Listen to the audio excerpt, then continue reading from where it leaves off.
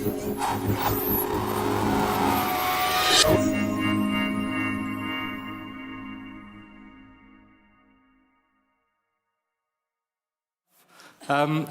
name is Ian Chapman. I'm from the Cullum Centre for Fusion Energy. I imagine most of you have heard about fusion. This is the best, in fact, the only working fusion reactor that we have in our solar system at the moment. Beautiful, and produced most of the energy that we use in our lives today. The one thing that I want you to take away from this beautiful movie of the sun is how turbulent it is, how much is going on. So it's very not quiescent. It's really moving around all over the place. You see these flares, these beautiful filaments erupting from the surface of the sun. You see that there's turbulence going on all of the time. And that's essentially what we're trying to do in the study of nuclear fusion, is to take something like that, a plasma, like the sun is, and put it in a bottle here on Earth.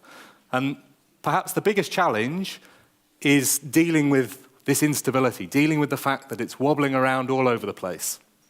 Now, you would probably, if I asked you where's the hottest place in the solar system, almost all of you would say the sun. In fact, the hottest place in the solar system is this hangar in the middle of farmland in Oxfordshire. So every day, more or less, we generate fuel which we take to 10 times hotter than the center of the sun. 150 million degrees C. And that sounds ridiculous, doesn't it? It sounds completely ridiculous that you could even imagine doing something like that. And actually, that's the easy bit. So heating it up is not a big problem. Confining it and keeping it stationary, that is a big problem. And that's basically the nature of this talk. I'm going to talk about what we're doing day to day, trying to take the sun, take the fusion which is going on in the middle of the sun, and replicate that here on Earth in a magnetic bottle, a cage, to keep the fuel steady and stationary. So as I say, a lot of you will have heard of fusion, and probably a lot of you will have heard the long foretold circumstance that fusion is always 30 years away. As prelude to the questions which come at the end, I will not give you an answer if you ask me how long till fusion. It was very interesting to hear Chris say that a lot of his friends say, why are you wasting your time doing that? Because I get exactly the same thing in a completely different sphere, so maybe this is just the nature of science. So through the course of this talk, what I hope that you'll come away with is a feeling for some of the progress which is actually being made in this field. So fusion always has been and always has offered this wonderful promise to mankind that we can find a fuel source which is effectively limitless. But it's really difficult to do, right? And so there's this joke about being 30 years away. So I hope that I convey some of the progress which is being made in this field.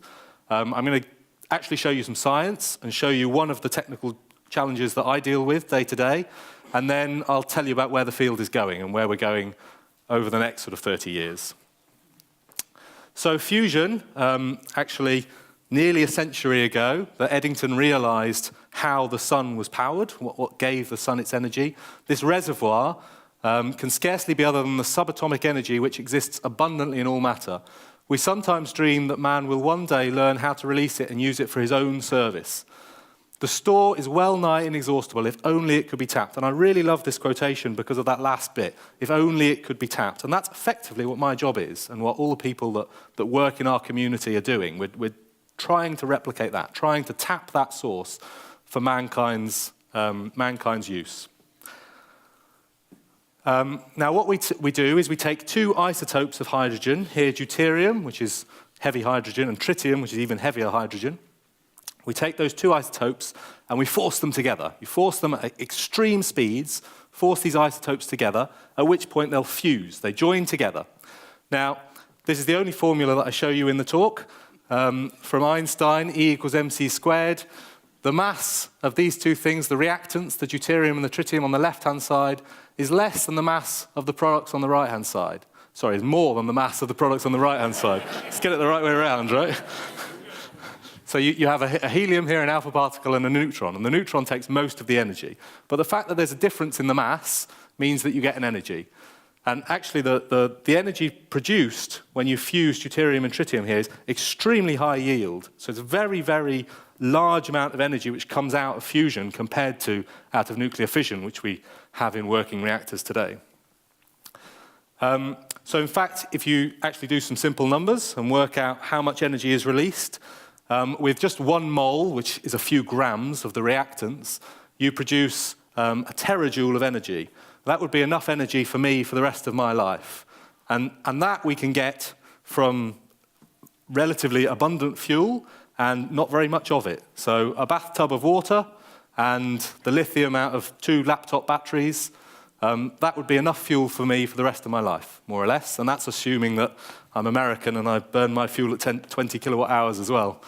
So maybe it's 120 years worth of fuel. If you compare that with how we typically get our fuel at the moment and our energy from coal, it's equivalent to about 1,600 wheelbarrows, the very scientific unit of wheelbarrows, of coal. So it gives you some sort of indication of the difference in yield. We're talking about a few grams of fuel compared to a mountain of fuel. So the yield is extremely high. So you don't need a lot of fuel, and the fuel is more or less relatively abundant. So water, obviously, we have plenty of water. And lithium, there's a lot of lithium in the Earth's crust, and we can continue mining that and not using it in laptop batteries, but using it for this. Now, there's always a but, so that sounds wonderful, but fusion is really, really hard. And the fact that fusion is really, really hard is because we don't have the benefit of gravity. So the sun, this enormous thing out in space, has gravity pulling the fuel together and compressing the fuel to make the fusion happen. We don't have gravity, so we have to make the fuel even more energetic. The deuterium and the tritium are both positively charged, and you'll remember from O-level chemistry that positively charged things will repel one another. So in order to get them close enough, you have to get them really, really close, sort of 10 to the minus 14 meters, which is inconceivably close. In order to get them that close, you need to make them extremely energetic so that they can overcome that repulsion. And if you get them that close, you can get them that hot, then they get close, and then they fuse. And when they fuse, they release this energy. Now, because you don't have gravity to help you, whereas the sun has gravity, and the middle of the sun is about 15 million degrees, we don't have gravity, we instead have to go to about 150 million degrees. And at that point, the fuel has turned into the 4th state of matter, so-called plasma. So you go solid to liquid, more energy turns it into a gas, more energy turns it into a plasma. And when you're in a plasma, so a plasma is ionized, and all of the particles are charged. So you have ions and electrons, they're all charged, they will all feel a magnetic field. And that's the one thing which we do have in our benefit here, is that they will feel a magnetic field. So we can put them in a magnetic field, and they will follow the magnetic field lines, and they will be confined by the magnetic field. And that's what we do. So how do we harness fusion? How do we try to do that here on Earth when we don't have gravity? We can't just put the sun in leafy Oxfordshire. So instead we use magnetic coils. So you'll be familiar with this. If you pass a current through a wire, so here you see a coil of wire, we pass a current through this coil of wire, in and out, around this coil, that current passing through that wire will generate a magnetic field. So the magnetic field is perpendicular to where the current is flowing. So when you have a coil like this, it produces a magnetic field through it. So the fact that you now have like a line of magnetic field there means that the particles, the electrons and the ions, will follow that magnetic field. And, okay, next step, we just bend it round on itself. So we take our coil, we bend it round on itself, and then, in principle, the fuel will just keep going round, yeah? And just keep circulating round and round and round. And that's ostensibly the confinement device that we use. It's slightly more complicated than that, but not a great deal more complicated. So let me walk you through it. You have these big blue coils here, what we call toroidal field coils. I'll explain that in a minute. So they're sort of D-shaped coils, and you put them in a ring. Then you pass a current, very large current, through these coils, and that induces a magnetic field. That magnetic field is then going the long way around this donut, the toroidal direction, the long way around a torus, and that is there where we put the fuel. So this pink donut shape is actually the fuel, and that the ions and the electrons largely move around this donut. Now, it turns out that due to slight complications in the nature of that field, in the geometry of the field, those ions and electrons drift apart, and they'll move up and they'll move down, and they'll end up being lost. So whilst that toroidal field is a good confinement, it's not perfectly confining. So we need to do better than that. So what we do is we put a solenoid down the middle here, the primary winding on a transformer. Transformer are the thing at the end of your street where it takes the voltage from the grid and then puts it at a voltage that you can use in your house. So there's a lot of coils of wire going around this solenoid down the middle. You pass a current through this, many, many megaamps through this wire. That itself will induce a current in the secondary winding of the transformer, which is the fuel. So you then end up passing a current through the fuel. So the fuel is now confined on the magnetic field going this way and is also carrying current. Now, the fact that you've induced a current this way, that current itself will also induce a magnetic field. Now remember, the magnetic field is perpendicular, so it will go the short way around the donut. So you now have two magnetic fields joined together, one that goes the long way round and one that goes the short way round. They together produce a helical field, and this helical field is a very good confining field. And that then keeps the particles, keeps the energetic ions and electrons very well confined. And on the next one, I'll show you a movie of this. So I got one of my students to initiate a bunch of particles at this point here. So they come in from this injector. They're ionized at this point when they turn into plasma, and you've got ions and electrons. And then if you just play the movie, you'll see how those particles move in the presence of this confining field. And you'll see that they effectively circulate. Most of them keep going in the same direction. They circulate round and round. If you've got good eyes, you might spot one or two that end up bouncing. So they go most of the way around, and then at some point they'll just bounce and go back on themselves. But they're still confined. So even if they're going in a reverse direction, they're still trapped within the vessel. So those particles are well confined, and they'll stay there for many, many, many thousands or millions of turns. So that's the basic premise. That's what we're trying to achieve. So how are we doing? So as I say, fusion's always 30 years away. Why is it always 30 years away? So if you go back effectively a generation to the 70s and 80s, Culham, which is I showed you the picture at the start, is an old aircraft base in the middle of Oxfordshire. So we now have the world's biggest, at the moment, world's biggest fusion experiment there. But it started right back in the 70s and 80s, or even before that, in fact, when fusion was declassified. But these are some of the first toroidal chambers that we had. So you can see here these coils, and you pass a current through these coils, which induces the field the long way around that donut. Now, this was just sat on a tabletop about this size to give you some concept of the scale. You can see a man here. So this is a very small, hands-on, capacitor bank-fed machine. The fuel was only confined for very, very short fractions of a second, sort of microseconds, didn't last very long. But it was enough to prove the principle that the tokamak could hold the fuel, could contain the fuel. I dug back through the archives at Culham to look at how the data analysis was done in this old machine. I really like this particular page that I found, because the date here is my wife's date of birth, so it tells me that really it is a generation ago. And this is how the data analysis was done. So these are oscilloscope traces and sort of handwritten scrawl on the side. And that's how data analysis was done in the 70s and 80s. This is where we are today. So it's a slight advance, you would say, in that period of time. This is the world's biggest fusion experiment at the moment, called the Joint European Torus. This is an experiment that's operated here in the UK on behalf of Europe. So who knows what happens in 4 months' time? But nominally today, whilst we are in Europe, we operate it on behalf of all of our European partners, and they participate as well, of course, and regularly come to do experiments. This machine is now a lot bigger in scale, so there is no man. But okay, so this cubicle up here is about the same size as a fridge freezer. So it's about my height, about the same size as me if I put on a bit of beef. So this is roughly a man, to give you some sort of concept of scale. And this is a much bigger machine now than we were looking at.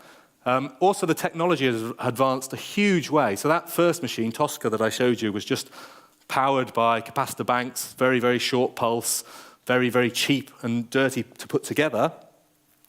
In JET, the technology has advanced such a long way that all of the machine, there's many, many tens of thousands of components, were all installed recently with robotic engineering, remote handling. So here's a man in the loop. This guy sits about 50 meters away from the machine and never picks up an actual screwdriver, but he controls this snake which comes in and winds its way around the vessel. And there's actually two of these. One comes in the other side. One is the slave and holds all the tools and all the components that you need. And this guy here, the robot, has a bunch of cameras and installs all of the tiles and components in the vessel. And I'll show you the complexity of the vessel. So you can see just how many small, tiny little components there are at the bottom. There's literally hundreds of thousands of these tiles all the way around, all installed by this guy with these cameras and a man in the loop. So it shows you how far the field has come when you compare the oscilloscope traces to an ability to be able to do that and refit the entire vessel remotely with robots like that. So the field has moved on a great deal. And it works, okay? So in 1997, which was the last time that the community fused deuterium and tritium, most of the time we just use deuterium. Tritium is very expensive, so we don't use tritium very often. In a reactor, we would breed it ourselves, so it would be self-sufficient, so you wouldn't have to worry about the cost. But in our current day machines, we don't breed it, and therefore we have to get it from other sources. It's a commodity, it's very expensive. We don't do it very often. However, when we did do it, you see that we produced 16 megawatts here in JET. 16 megawatts is a reasonable amount of energy. It's, okay, it's not commercial. You certainly wouldn't ever put that onto the grid, but it's a reasonable amount of energy. The big problem is that 16 megawatts was generated having put 25 megawatts into the machine, right? So nobody's going to pay you to do that. Now, really that's just a question of scale. If you build the reactor bigger, it will confine the fuel for much longer, and the fusion yield which comes out is much, much higher. So effectively what we need to do is build a bigger machine, and that's what is happening at the moment. We are building almost a scaled-up version of JET. That will be, I hope, operational within the next 10 years. And that, instead of putting in 25 and getting out 16, in the next step device, we'll put in 50 and get out 500. And that's the aim of the machine. So it's not going to put electricity onto the grid. It's not designed to do that. It is an experiment. It's a proof of principle. If you can prove the principle, and we get, as we predict, we'll get 500 megawatts out, at that point, I hope that industry gets excited about this and starts being serious about building reactors. But, you know, this is experimental science. We have to show that it works first. We have absolute confidence that we've designed it correctly and that we understand enough of the processes which are going on for that to be true, but we still have to demonstrate it. And that's the big challenge for us over the next few years, is to demonstrate exactly that. So in preparation for that, and I will tell you about that machine in a minute, but in preparation for that, I thought I'd give you an example of one of the technical challenges that we have every day. Now, if you remember back at the start, I showed you that movie of the sun. And the sun was moving around all over the place. It's very turbulent. It had these beautiful filaments coming out of it. Now, that's a plasma at extreme temperatures. Lo and behold, when we do it in the laboratory and we generate a plasma at extreme temperatures, we get very similar phenomena. So you can see these filaments, these connected filaments bursting out at the edge. If I just freeze that, so you can see it really is a continuous filament there, and it's very well aligned along the magnetic field. Just as these things happen in the sun, they follow the magnetic field. Now, these things, whilst aesthetically beautiful, are a bit of a pain in the arse, I must say, in that they take with them a significant amount of energy. So that burst, that eruption, can take with it a few % of the stored energy of the whole fuel. So on the next step device that we're building, this one that's being built in the south of France, every time that happens, and we think it will probably happen a few times a second, every time it happens, it could take 20 megajoules in 500 microseconds. So this is huge heat flux. That would be putting heat flux onto the vessel walls, which the materials that the vessel is built from will not withstand. So you'd end up melting local parts of your reactor. And clearly this is not acceptable. The regulator will not accept this, and nor should the investors. So we need to find a way of dealing with this.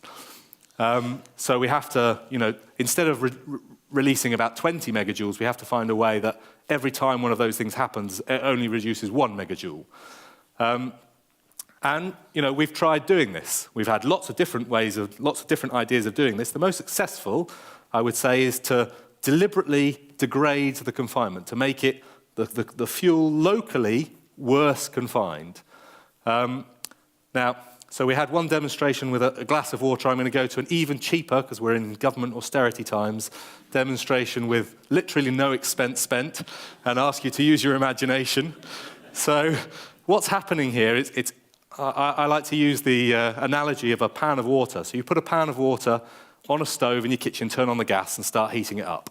And that's what we're doing in a fusion reactor. We're ploughing energy in and making it hot in the middle. So the water is getting hotter and hotter and hotter. Now, you put the lid on that pan of water. At some point, the pressure is going to get too big. Yeah? So you'll see more and more steam between the water and the lid, and eventually that pressure, that steam pressure, will get so big that it will cause the lid to pop off, and there'll be a local excursion of steam out of the pan. And that's roughly what's going on here. So we've confined the fuel so well, the fuel is so well confined within our magnetic bottle, and we're heating it, we're making it hotter and hotter and hotter. At some point, the pressure just gets too big, and you get one of these bursts, one of these filaments erupting out of the edge and taking some of the pressure away. Now, what do you do in your kitchen if you want to stop that happening? You either turn down the gas, and then the water gets cooler. Now, we don't want to do that. We don't want the water to get cooler because we need the fuel to be really hot to make the fusion happen. It needs to be really hot, so that's not an option. So that what you can do, though, is you can open the valve on the lid or put a spoon under the lid so that the steam just comes out, seeps out gently. And that's effectively what we want to do in a fusion reactor too. You want to find a way that you keep the confinement really good in the center, and that the bit in the middle of the fuel is really, really hot so that the fusion is still happening, but that you make the confinement slightly worse at the edge so that the pressure is allowed to seep out gently. So you don't get these explosive releases, you get a gentle release. And that's what these coils do. So ITER is planning to have these green coils here. There's 27 of them. These are installed inside the vessel, and the idea is that they apply a very local, small field right at the edge. So right at the edge of the fuel, they make the confinement worse. So conceptually, that makes sense. So we needed to test it and see if it actually works. So this is our machine in the UK that's just for the UK. We have we installed 18 of these little coils on the inside of the vessel to see if the predictions that you could make the confinement slightly worse at the edge actually worked, if that actually happens. Now, when you apply these very small local fields, you get these sort of tangled structures at the edge. So this is a prediction that we made about 10 years ago, that if you apply one of these small deconfining fields, you'll get funny structures at the edge here, like lobe structures down at the edge. Now, most people in the community thought, okay, that's mathematically what happens, but that's never going to happen. You're never going to see a plasma which has these sort of funny little fingers sticking out of it. And I must say, me too, I didn't believe that that would possibly happen. So we did it. We put these coils in, and then we tried to make measurements of it. And if you just play the movie on the right-hand side, you'll see at the top here, this is when we put current into the coils. And when we do so, you really do see these fingers and these lobes sticking out at the edge. And this, to me, is how science should be done. You have an idea. You think, this is a way that we can fix this problem that we've got. You develop a theory. You make a prediction for what will happen if you apply this technique. Then you apply the technique, and lo and behold, you get extremely good agreement between what happens empirically and what you predicted in the first place. And it gives you some confidence then that you can extrapolate this to the next big machine that we have to build. So I like to show that because I think it's how science should work. So now I'll just close with a little bit about ITER. So ITER is the next big machine, the one that is being built at the moment. We expect to be operational in about 2025, something like that, so about a decade from now. It's being built in the south of France, in Provence. I know it's terrible, us scientists. We're going to have to go and work in Provence. ITER is extraordinary in many ways. It's a bureaucratic nightmare, but it is hugely exciting. My personal opinion is that this is probably the biggest, most exciting science experiment that's ever been done.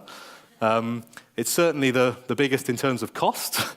It's also the biggest in terms of collaboration. So at the top there, if you're good with flags, you can see all the partners who are investing real cash into this project. And you'll see that that represents well over half the world's population. This is probably the biggest collaboration there's ever been, actually, these people genuinely collaborating, because there's some countries there that don't naturally trust each other and don't naturally work together. But they are genuinely working together on this because it's such a big issue and it's so important to all of those members. Some of those members have things written into their constitution that they will deliver fusion. So they're very, very serious about it and very invested. So this is what ITER will look like. So I've got my standard man. This is Jet. Standard man here. So you can see the men are to the same scale. It gives you some idea of just how big this thing is, right? So it's a pretty big, serious piece of kit. And it comes with a big price tag, and it's very, very complicated to design and build, which is why it's still probably 10 years away. But it is being built. This was the first time I went to Provence to see the site. I took this picture because it was just a hole in the ground, right? And a hole in the ground doesn't sound very exciting. But when you see the scale of the hole in the ground and see these men abseiling down to put some dynamite at the bottom, it felt more impressive. Eventually, that hole in the ground 2 years later they poured concrete into it and put seismic protection in because you're building something which is upwards of £15 billion. So it's extremely expensive. And in all wisdom, you've built it in a slightly seismically active area. So you have to have these protection plates at the bottom to make sure that nothing bad happens to your very large investment. About a year later, this is now looking down from the top to give you some scale. This is about 80 meters up, about 120 meters across. Ultimately, it will come about 80 meters out of the ground. It's a huge amount of concrete, a lot of concrete, 7,500 tons of steel. I always tell people it's like Wembley. It's roughly the same amount of steel, it's roughly the same dimensions as Wembley. And like Wembley, it's roughly 2 times over budget and roughly 2 times late. But it will happen, okay? It will happen. And slowly it's now coming out the ground. So you can at this stage begin to see the shape of the machine. So all of these wire cages here are where the coils will sit. So you'll have those coils going the long way round to give you the magnetic cage. This bit in the middle is where the solenoid will sit to induce the current in the plasma. And it's slowly beginning to look like what we think of as a tokamak, as a confining device. Just bringing things to ITER is a big issue. So these are big coils, big coils. Now, it's not on the coast, and these coils are being built all around the world, and you then have to get them to Marseille Harbour and then get them to site, which is about 60 miles away.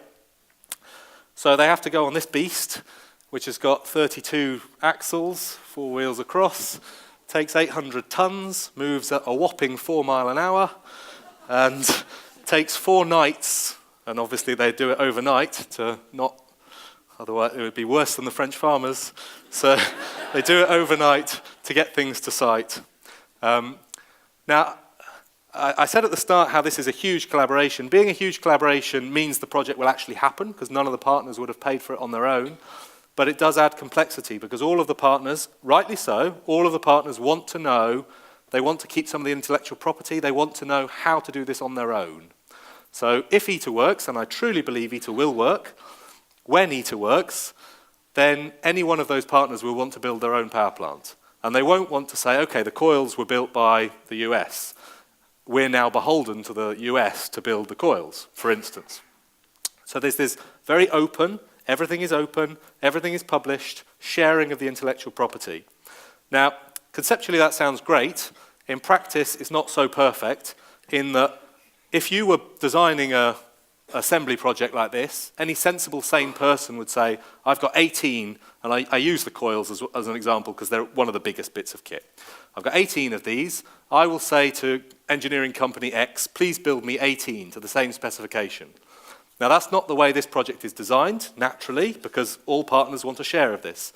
So instead, you have multiple places in multiple countries building these coils, which ultimately have to come out to the same specification. And then you have the legal ramifications of ensuring the specification is exactly the same. And if it's not, who pays who what? So it becomes far more complicated. And I use the coils as an example. Here you see the conductor. This is the largest procurement of superconductor strand ever. Is being built by 6 of the 7 different partners. Then it is shipped from wherever it's built. The conductor is jacketed, is then shipped to 2 different sites to be put on coils. And then the cases for those coils are built in a different site. Those two things are then taken to an oven, a great big oven, where they're baked in two different sites again. So you have this huge circulation of effort and duplication of effort going on to satisfy the way the project was conceived. So I'll show you some examples of that. This is a jacketing bench where the superconducting coil is made. This is one that's in Florida. Perfectly level, 4 miles bench to jacket these coils. That in itself is a big engineering project, and here's that done again in China. So you don't just do it once, you do it multiple times. Once you've built that superconducting strand and you've put it onto the coil, you then have to bake it. Baking it, because the coil is so big, means you have to have an oven big enough to put the coil in. So this is now a 50-meter by 20-meter oven. So just that is a big engineering project that takes years to build, but you do it twice.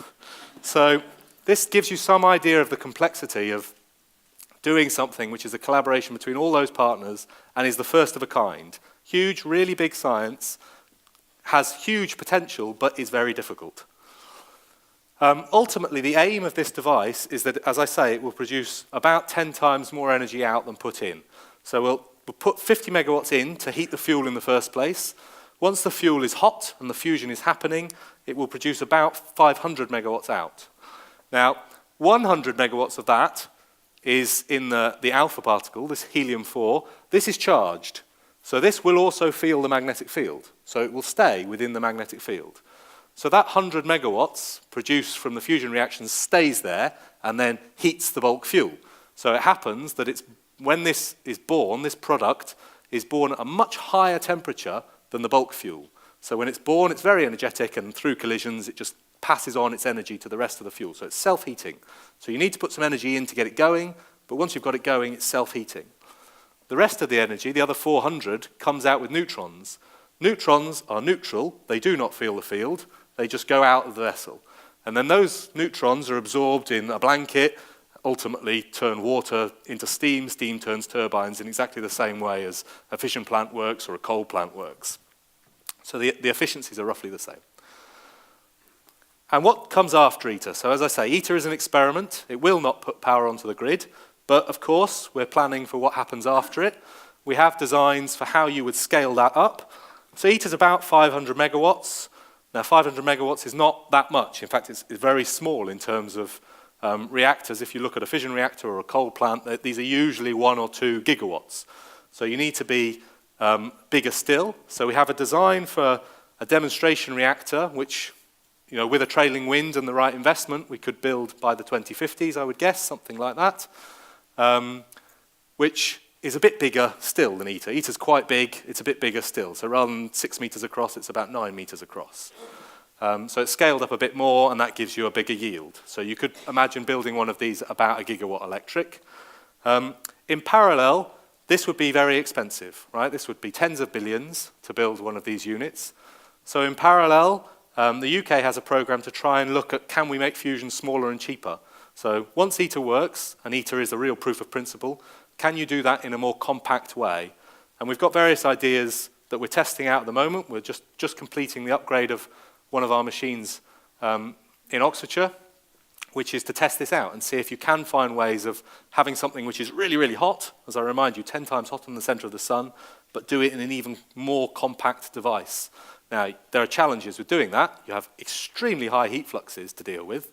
These sort of heat fluxes are significantly more than you might get on a re-entrant space shuttle. And a space shuttle is designed to melt. So that gives you some idea of the heat fluxes that we're talking about. But we've got ideas of how we're going to test that out. And that's exactly what we're doing in this device at the moment, is to test some of those ideas. So I will close there. I'd say fusion is safe. Fusion has more or less no long-lived radioactive waste legacy. The fuel is relatively abundant. There's no carbon produced from it. It can, in principle, be a continuous supply, so it's not like other renewables where you have to wait for the sun to shine or the wind to blow. It's in principle continuous, and it doesn't use very much land, but it's really, really hard. So Eddington said a century ago, we sometimes dream that man will one day learn how to release it and use it for his own service. Now, that dream is still there. We're still trying really hard to do it. We've just got to finish the job. Thank you for your time, and if you're interested, please look there.